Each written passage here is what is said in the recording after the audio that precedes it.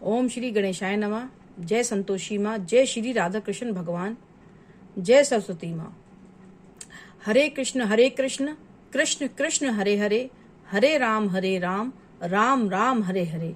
यही वो 16 अक्षरों का महामंत्र है जिसको बोलने से, जिसका उच्चारण करने से कलयुग में भगवत प्राप्ति बताई गई है। सोचिए ये 16 अक्षरों का महामंत्र है और इसकी पुष्टि स्वयं भगवान ने की है कि जो इन 16 अक्षरों के महामंत्र का उच्चारण करेगा, जप करेगा, उसको भगवत प्राप्ति हो जाएगी और इस लोक में और उस लोक में दोनों में उसकी गति बहुत अच्छी होगी।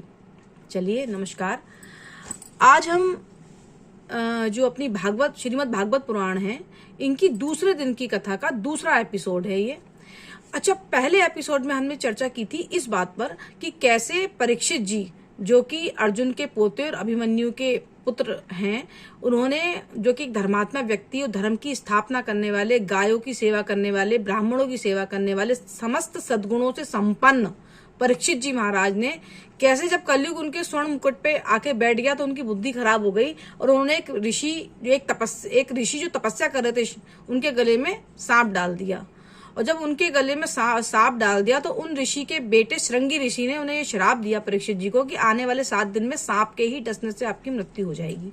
ये चर्चा की थी हमने अपने पिछले एपिसोड में, जो दूसरे दिन की कथा का पहला एपिसोड था, और आज दूसरे दिन की कथा का दूसरा एपिसोड है। अब हम आगे बढ़ते हैं। जब स्वर्ण मुकुट जिसमें कलयुग बैठा था, परीक्षित जी अपने घर आए और वो मुकुट उतार के उन्होंने रखा, तब उन्हें एहसास हुआ कि अरे मैंने ये क्या पाप कर दिया, एक तपस्या करते हुए ऋषि के गले में मैंने सांप डाल दिया। तब उन्हें सारी बातें याद आईं तो उन्हें कहा कि भाई मैंने तो कभी कोई पाप किया ही नहीं, मैं तो हमेशा ये सोचता हूँ कि मेरे हाथ से जितने सत्कर्म हो जाएं उतना अच्छा है, जितने धर्म के काम हो जाएं उतना अच्छा है। तो अब मैं इसे, ये जो गलत काम हो गया इसका मैं प्रायश्चित करूंगा। तो जब उन्होंने ये विचार किया तो समस्त ऋषि उनके पास आ गए, जैसे वशिष्ठ ऋषि, विश्वामित्र जी, वेद व्यास जी, अत्रि ऋषि, अगस्त ऋषि, पाराशर ऋषि, परशुराम जी, नारद जी, ये जो सब ऋषिवर थे, ये क्योंकि परीक्षित जी तो खुद एक बहुत बड़े धर्मात्मा थे, तो वो जो प्रायश्चित करना चाहते थे तो उसमें ये सारे ऋषि जी भी हम आ गए उनके पास, पराशर जी के पास। तो अब ये इनको शुकदेव जी कथा सुनाने आए श्रीमद् भागवत पुराण की। किनको? परीक्षित जी को शुकदेव महाराज कथा सुनाने आए श्रीमद् भागवत पुराण की, क्योंकि परीक्षित जी के पास मात्र अब 7 दिन ही बचे थे। उन्हें श्राप मिला था कि 7 दिन में आपकी डेथ हो जाएगी। तो शुकदेव जी महाराज जब कथा सुनाने आए और ये सारे ऋषिवर भी आए, तो शुकदेव, ये जो जितने ऋषिवर थे, इनमें से किसी की आयु 1000 साल थी, सब 1000 साल आयु के लोग थे, बहुत बहुत उम्रों के, हजारों साल के लोग थे। और शुकदेव जी महाराज की जो आयु थी, जो श्रीमद् भागवत पुराण सुनाने आए थे, उनकी आयु मात्र 16 साल की थी। 16 साल की उनकी आयु थी, लेकिन लगभग वो 8 साल के रहे थे। उनके चेहरे पे जो भोलापन, जो सुंदरता थी, जो एक क्यूटनेस थी, तो वो 8 वर्ष की आयु के लग रहे थे। तो सारे ऋषिवर जो 1000 साल की आयु के थे, उन 8 वर्ष के बालक को जो शुकदेव जी महाराज थे, हमने शुकदेव जी महाराज की भी कथा पिछले एपिसोड में सुनाई है। तो शुकदेव जी महाराज को जो कथा सुनाने आए श्रीमद् भागवत पुराण की, सारे ऋषिवर और ये परीक्षित जी सब हाथ जोड़ के प्रणाम करते हैं। अब आप यहाँ देखिए कि जो 1000 साल के उम्र के ऋषि हैं, वो कोई भी इस बात का अहंकार नहीं कर रहा कि मेरी उम्र इतनी ज्यादा है, मैं इतना सीनियर हूं, तो मैं ये 8 वर्ष के बालक के आगे झुकूंगा नहीं, क्योंकि जो वाकई में अच्छे लोग होते हैं ना, उनके अंदर अहंकार नहीं होता। तो शुकदेव जी महाराज को बैठने के लिए सबसे ऊंचा स्थान दिया गया। तो जब शुकदेव जी महाराज बहुत अच्छी तरह से बैठ भी नहीं पाए थे, उससे पहले ही परीक्षित जी ने प्रश्न पूछने शुरू कर दिए। तो शुकदेव जी महाराज कहते हैं, अरे प्रभु मुझे बैठ तो जाने दो मुझे, तभी तो प्रश्नों के उत्तर दूंगा। तो इस पर परीक्षित जी कहते हैं कि प्रभु, जो आप जैसे संत महात्मा होते हैं, वो एक जगह टिकते ही कहाँ हैं, उनके पास समय ही कहाँ होता है, और समय अब मेरे पास भी नहीं है, क्योंकि मात्र 7 दिन मेरे जीवन के बचे हैं। तो शुकदेव जी महाराज अपना आसन ग्रहण कर लेते हैं, परीक्षित जी अपना आसन ग्रहण कर लेते हैं, सारे ऋषिवर अपना आसन ग्रहण कर लेते हैं।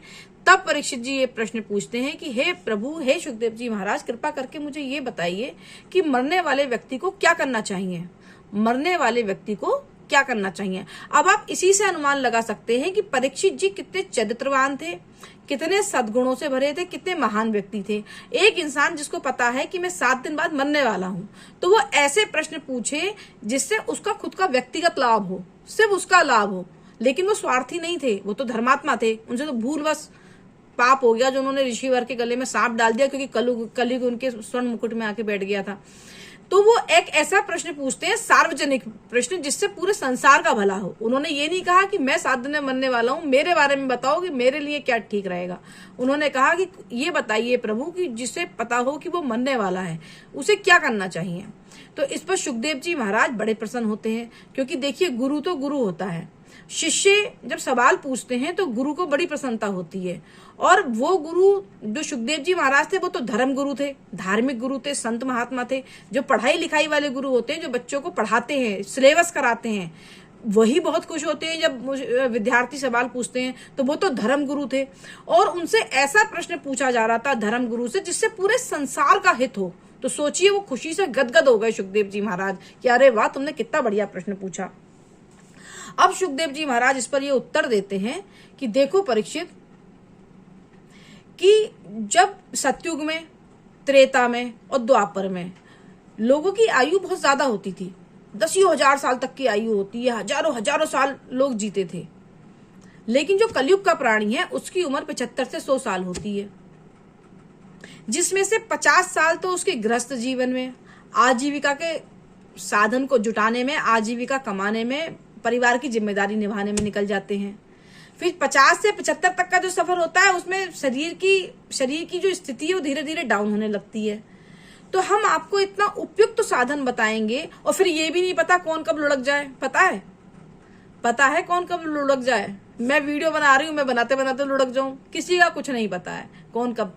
तो इसका एक बहुत सुगम साधन बताते हैं सुखदेव जी महाराज कि कलयुग में सभी प्राणियों के तर जाने का, और इस लोक में जो कलयुग में हम जी रहे हैं और मरने के बाद परलोक में हमारी गति अच्छी हो, उसका एक ही साधन है हरिनाम संकीर्तन, श्रीमद् भागवत पुराण कथा का श्रवण।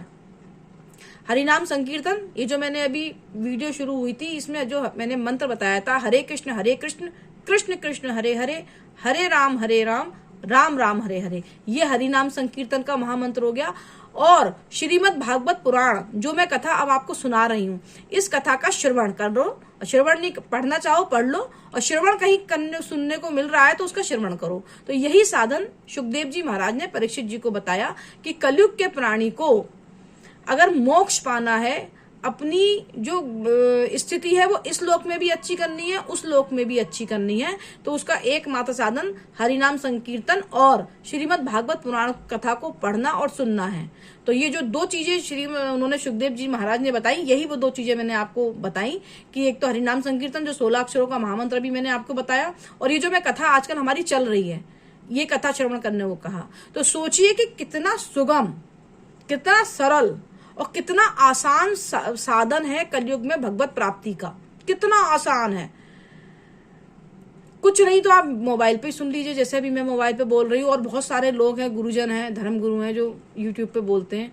तो यही सब कितना सरल साधन बताया है भगवत प्राप्ति का, इस लोक में अपनी गति सुधारने का, परमात्मा में लीन होने का, भगवान की भक्ति पाने का, श्री कृष्ण की भक्ति पाने का, यही साधन बताया गया है, जो कि कितना सरल साधन है। पिछली एक वीडियो में हमने चर्चा की थी कि वेद व्यास जी कहते हैं कलयुग की जय, कलयुग की जय, कलयुग की जय। तो वो कलयुग की जय इसीलिए कह रहे हैं कि कलयुग में भगवत प्राप्ति कितनी आसान है, कितनी आसान है। तो इस तरह से जो प्रश्नों का सेशन शुरू हुआ, जो 7 दिन की कथा शुरू हुई, जिसमें सुखदेव जी महाराज को एक उच्च आसन दिया गया, बाकी ऋषिवर भी बैठे हैं, और परीक्षित जी अब उनसे प्रश्न पूछेंगे। तो ये सिलसिला अब आगे तक चलेगा।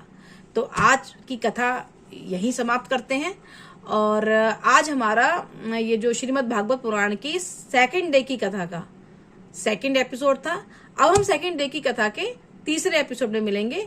तब तक के लिए हरे कृष्णा।